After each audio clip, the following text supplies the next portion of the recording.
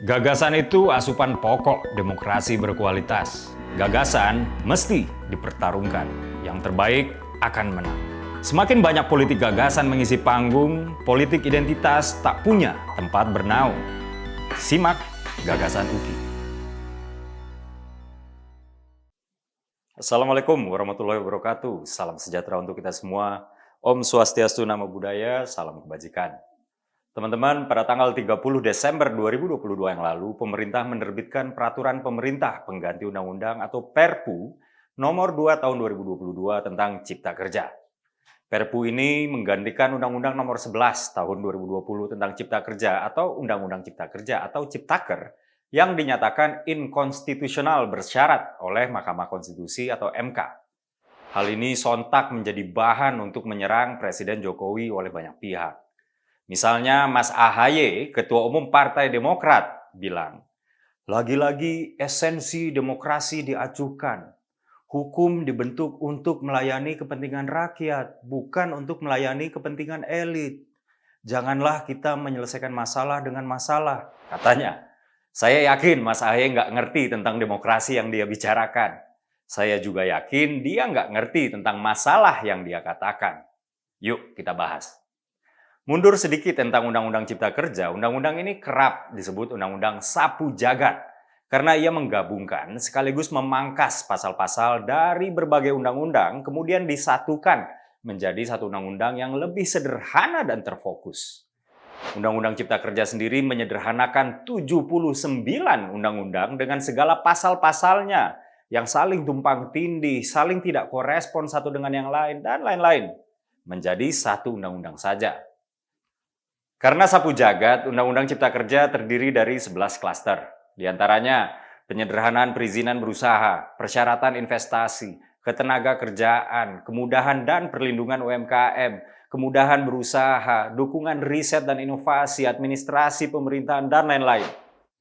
Teman-teman, menurut Presiden Jokowi, Undang-Undang Cipta Kerja yang ada 11 klaster tadi memiliki 6 keunggulan, yaitu 1. Persyaratan untuk investasi menjadi lebih sederhana. Perizinan usaha untuk usaha mikro dan kecil tidak diperlukan lagi, hanya perlu mendaftar aja.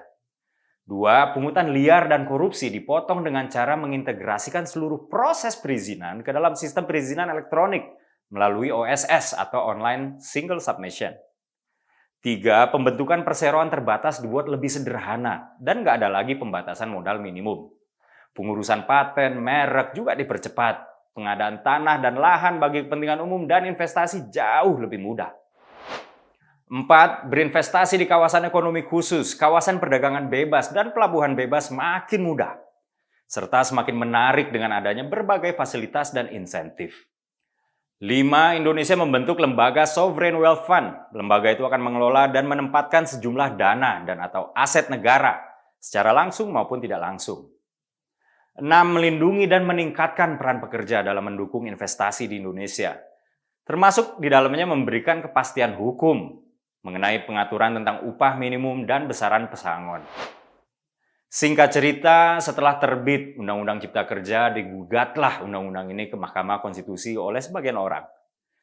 Kemudian setelah melalui proses uji-menguji, MK nyatakan bahwa undang-undang ini cacat formil, sehingga disimpulkan inkonstitusional bersyarat. Dalam putusan MK nomor 91 garis miring PUU strip 8 Romawi garis miring 2020, MK menyatakan 1. Proses pembuatan Undang-Undang nomor 11 tahun 2020 atau Undang-Undang Cipta Kerja dinyatakan bertentangan dengan UUD 1945 dan dinyatakan inkonstitusional bersyarat sepanjang tidak dilakukan perbaikan dalam waktu 2 tahun sejak putusan ini diucapkan. 2. Undang-Undang Cipta Kerja tetap berlaku sampai dengan dilakukannya perbaikan pembentukan sesuai dengan tenggang waktu 2 tahun.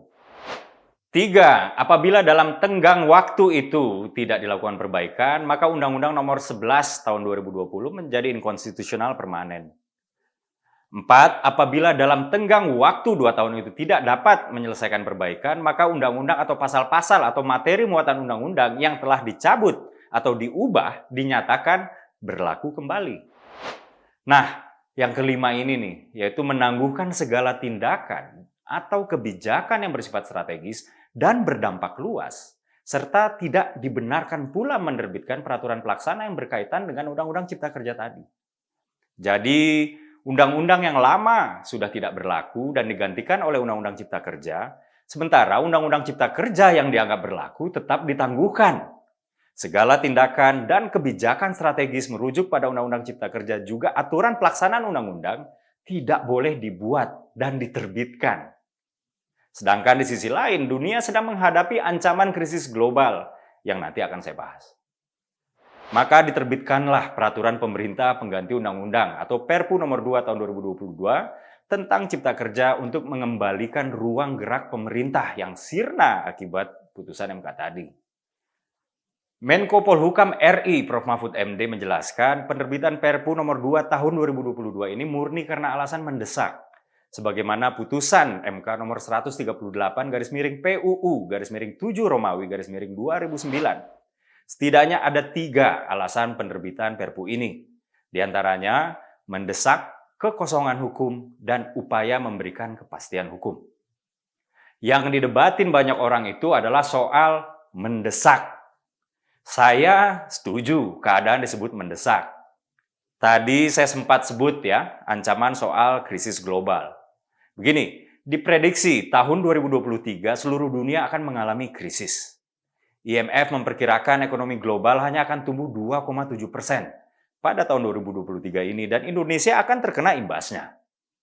Barclays menyebut tahun 2023 ekonomi dunia akan alami kontraksi setahun penuh. UOB menyebut adanya potensi kenaikan harga energi global dan gangguan rantai pasokan makanan. BNP Paribas bilang Bank Sentral Eropa dan The Fed akan naik ke resesi pada kuartal pertama 2023. DBS memprediksi pertumbuhan ekonomi dunia akan turun hingga ke level 3% akibat perang Rusia-Ukraina. Sementara Indonesia diprediksi akan tetap mampu tumbuh dengan baik, asalkan iklim usaha dan iklim investasi dapat dijaga dan tumbuh dengan baik.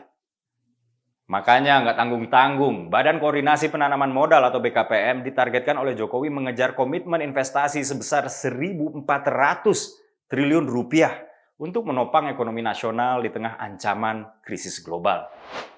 Namun bagaimana mungkin iklim usaha dan investasi dapat dijaga dengan baik apabila pemerintah tidak diperbolehkan mengambil kebijakan strategis berdasarkan Undang-Undang Cipta Kerja dan menerbitkan peraturan turunannya. Bagaimana iklim investasi dapat dijaga dan dibuat tumbuh apabila tidak ada kepastian hukum? Pasti dong, yang kayak gini jadi masalah dan kegelisahan, baik di kalangan buruh dan pengusaha. Juru bicara PSI, Aryo Bimo, mengatakan bahwa dalam kondisi seperti ini, pemerintah harus antisipatif dan nggak bisa tuh business as usual, termasuk dalam pembentukan hukum terkait kegiatan ekonomi dan investasi. Dia bilang, hukum investasi kita masih kalah gesit, bahkan dibanding negara sekawasan seperti Vietnam dan Filipina, kata Bimo. Asumsikan Perpu ini nggak terbit, teman-teman. Memang, DPR punya waktu 2 tahun sejak November 2022. Namun, tahun 2023 adalah tahun politik. Produktivitas DPR yang selama ini juga terbukti cukup rendah, sudah pasti lebih menurun lagi. Karena sebagian anggotanya mulai berkampanye. Hampir dapat dipastikan revisi Undang-Undang Ciptaker secara normal tidak akan selesai tahun ini atau bahkan tahun depan. Itulah pentingnya Perpu ini, untuk memberikan kepastian hukum dalam rangka menjaga iklim investasi dan dunia usaha di tengah ancaman global yang betul-betul nyata. Apalagi secara prosedur hukum, Perpu ini juga memiliki dasar yang kuat. Dosen Fakultas Hukum Universitas Nasional Basuki Rekso Wibowo beberapa hari lalu mengatakan masalah kegentingan memaksa mesti dimaknai secara kontekstual dan antisipatif, sesuai dengan dinamika keadaan faktual maupun potensial. Termasuk, namun tidak terbatas, adanya ancaman stagflasi ekonomi sebagai ancaman ekonomi global yang dapat menimbulkan dampak luas terhadap negara dan rakyat Indonesia. Guru Besar Fakultas Hukum UNPAD, Profesor Dr. I. Gede Panca Astawa SH.MH, berpendapat bahwa pertimbangan apa yang akan diberikan, pilihan apa yang akan diambil, dan cara apa yang akan digunakan oleh Presiden menerbitkan Perpu untuk menjawab dan mengatasi keadaan mendesak itu sepenuhnya ada pada Presiden, sehingga bersifat subjektif. Jadi apa yang dikatakan Mas AHY soal demokrasi yang diajukan, itu demokrasi apa? Mas AHY perlu belajar lagi soal sistem demokrasi yang kita anut Berikut dengan kewenangan Presiden yang telah dipilih oleh rakyat. Saya Dede Prayudi mengajak penonton gagasan UKI di Cokro TV untuk mendukung Perpu Cipta Kerja. Wassalamualaikum warahmatullahi wabarakatuh.